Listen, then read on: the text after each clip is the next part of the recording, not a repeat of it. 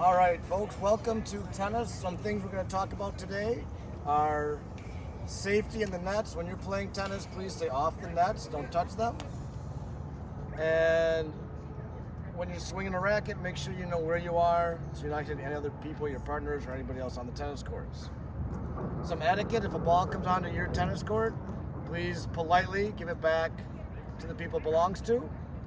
Also, if your ball goes over the fence, the person that hits it over the fence is responsible to get that ball.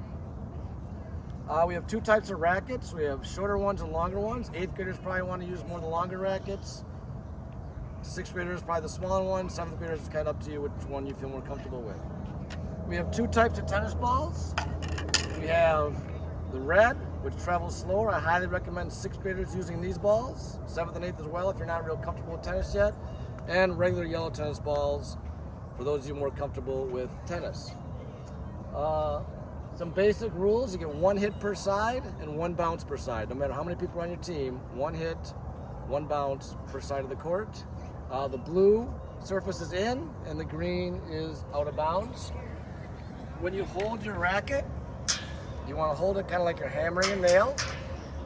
And on your forehand, you swing through in the front of your body, nice and smooth. Keep the racket nice and flat. Follow through. And the backhand, take your other hand, put it right on top. Swing with two hands. Get the ball nice and flat, and follow through over your shoulder.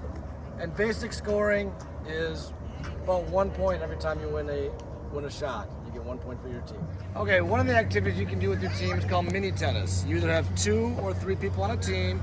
You're starting up by the service line, which is the white line that runs across the middle of your court, and you're trying to keep the ball alive with either 2-on-2 or 3-on-3 on your court.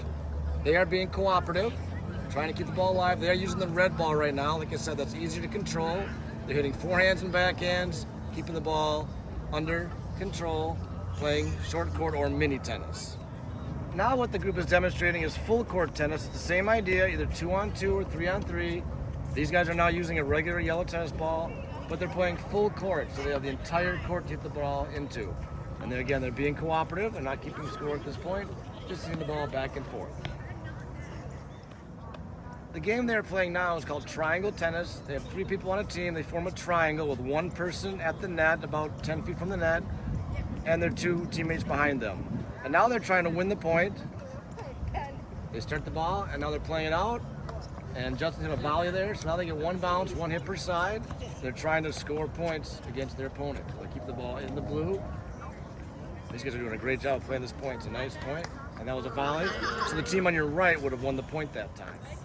So when you arrive at the tennis courts today, and you have a group, you start filling in court 8, and then 7, 6, 5, 4, 3, 2, 1, the court we are on, and then you choose which ball you want and which of those activities you are going to play today. Lastly, if you do not wish to play tennis, you are more than welcome to walk around the perimeter of the court, staying outside the fence, and stay out of the school forest. Do not sit down anywhere and just keep walking, and that'll be absolutely fine.